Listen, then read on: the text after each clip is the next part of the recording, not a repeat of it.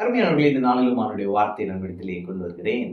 அப்போஸ்தலர் 3ல பாருங்க, பேதுரும் யோவானும் தேவாலயத்திற்கு ஜெபம் பண்ணும்படியாக போறாங்க. அப்பொழுது தாயின் வயிற்றிலிருந்து சப்பாணியாய் பிறந்த ஒருவனை சுமந்து கொண்டு வந்து எப்பொழுதும் போல அந்த கோயில் வாசலுக்கு முன்னாடி வைக்கிறாங்க. அலங்கார வாசல். அப்ப அவன் என்ன செய்யறான்னா, அங்க டெய்லி பிச்சை எடுப்பான். அவன் அன்னைக்குன்னு பார்த்து பேதுருவையும் யோவானும் அப்படி போறாங்க. அவங்க கிட்ட ஏதாவது கிடைக்குமான்னு எதிர்பார்த்து நிக்கிறான், பார்த்துட்டு இருக்கா, கேட்கிறான். உடனே பேதுரு யோவானும் பாருங்க, அன்னைக்குன்னு பார்த்து பர்ஸை கொண்டு வரலையா என்னன்னு தெரியல.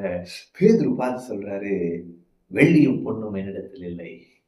அப்ப அவன் என்ன சொல்றான், அப்பா காசு என்கிட்ட இல்லை. அப்படின்னா என்ன, அப்பா அவன்கிட்ட காசு இல்லை. உடனே இவனுடைய மனநிலை எப்படி இருந்திருக்கும் பாருங்க. சே, பெருசா கிடைக்கும் பார்த்தேன், இவனுங்க வெள்ளியும் பொண்ணு இல்லைன்ட்டானுங்க அப்படின்னு யோசிச்சு முடிக்கிறதுக்குள்ள பேதுரு சொல்றாரு, பாருங்களேன், அவன் என்ன சொல்றாருன்னா, நசரேயனாகிய இயேசு கிறிஸ்துவின் நாமத்துல நீ எழுந்து நட என்று சொல்லி வலது கையினால் அவனை பிடித்து தூக்கி விட்டான். உடனே அவனுடைய கால்களும் கரடுகளும் பலன் கொண்டது. அவன் குதித்து எழுந்து நின்று நடந்தான். நடந்து குதித்து தேவனை துதித்துக் கொண்டு அவர்களுடனே கூட தேவாலயத்திற்குள் பிரவேசித்தான். எல்லோரும் ஆச்சரியப்பட்டு பிரமித்தார்கள். அப்ப இயேசுவின் நாமத்திற்குரிய வல்லமையை பாருங்களேன்.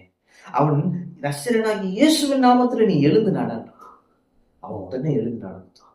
நீ நான் சொல்றேன், இயேசுவின் நாமத்திலே வல்லமை இருக்கு. இயேசுவின் நாமத்தினால் அற்புதங்கள் நடக்கும். இயேசுவின் நாமத்தினால் உங்கள் வாழ்க்கை மாறும். நீங்க இயேசுவின் நாமத்தினால என் வாழ்க்கை மாறட்டும், இயேசுவின் நாமத்தினால இந்த கடன் என்னை விட்டு போகட்டும் கட்டளையிட்டு பாருங்க. இயேசுவின் நாமத்தில் இருக்கிற வல்லமை அந்த கடனை உங்கள் வாழ்க்கையிலிருந்தே வெளியே துரத்திடும். உங்க வீட்டை விட்டு கடன் ஓடிவிடும், பிசாசு ஓடிவிடும். அவன் இயேசுவின் நாமத்தில் வல்லமை இருக்கு. இப்ப இவனுடைய வாழ்க்கையில பாருங்க, இவன் ஒரு எதிர்பார்த்தது என்னன்னா, காசு கிடைக்கும்னு எதிர்பார்த்தான். ஆனா அங்க என்ன நடந்தது, இவன் எதிர்பார்த்ததற்கும் நடந்ததுக்கும் சம்பந்தமே இல்லை. இவன் எதிர்பார்த்ததற்கும் அதிகமாய் ஒரு அற்புதத்தை செய்தான். இன்னைக்கு நான் தீர்க்க தரிசனமா இயேசுவின் நாமத்தை முன்னிட்டு சொல்கிறேன், நீங்கள் ஆண்டவரிடத்துல எதிர்பார்த்துட்டு இருக்கிறது கம்மி, ஆண்டவர் உங்களுக்கு செய்ய போகிறது ரொம்ப அதிகம். ஆமென். அவர் உங்கள் எதிர்பார்ப்புக்கும் அப்பாற்பட்டு பெரிய காரியத்தை செய்ய போகிறார். அடுத்து பாத்தீங்கன்னா, அவனுடைய வாழ்க்கையில தாயின் கற்பத்திலிருந்தே அவன் சப்பான். பிறவியிலிருந்தே பிரச்சனை நடக்க முடியல. ஆண்டவர் என்ன பண்ணார் பாருங்களேன், அவனுக்கு அந்த கால் அது அப்படியே என்ன செஞ்சாருன்னா வளர வச்சார். கிரியேட்டிவ் மிரக்கிள் அங்க நடக்குது.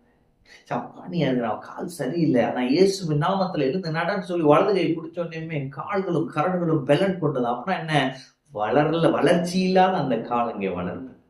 அப்ப இயேசுவின் நாமத்துல நான் சொல்றேன், சில கிரியேட்டிவ் மிரக்கிள்ஸ் இன்னைக்கு நீங்க அனுபவிக்க போறீங்க. ஆண்டவர் சில காரியங்களை சிருஷ்டித்து கொடுக்க போகிறார். ஆமென். ஒருவேளை என்னுடைய சரீரத்துல சில பலவீனங்கள் இருக்கிறது, சில உறுப்புகள் செயல்படாம இருக்குன்னீங்கன்னா, இயேசுவின் நாமத்தினாலே அது இன்னைக்கு செயல்பட ஆரம்பிக்கும். இயேசுவின் நாமத்தினாலே சிருஷ்டிப்பின் கர்த்தர், சிருஷ்டிப்பின் நாயகர் இன்று உங்களுக்கு சிருஷ்டிப்பின் அற்புதத்தை உங்களுக்கு செய்வார்.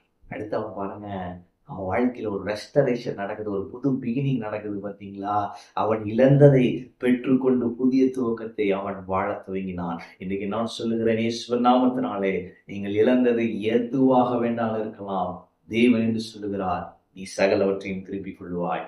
தேவன் சொல்லுகிறார், இன்றிலிருந்து உன் வாழ்க்கையில ஒரு புதிய துவக்கம். ஆமென். எனவே இயேசுவின் நாமத்தினாலே உங்கள் வாழ்க்கை மாறும். இயேசுவின் நாமத்தினாலே புதிய துவக்கம் இன்றிலிருந்து உருவாகும்.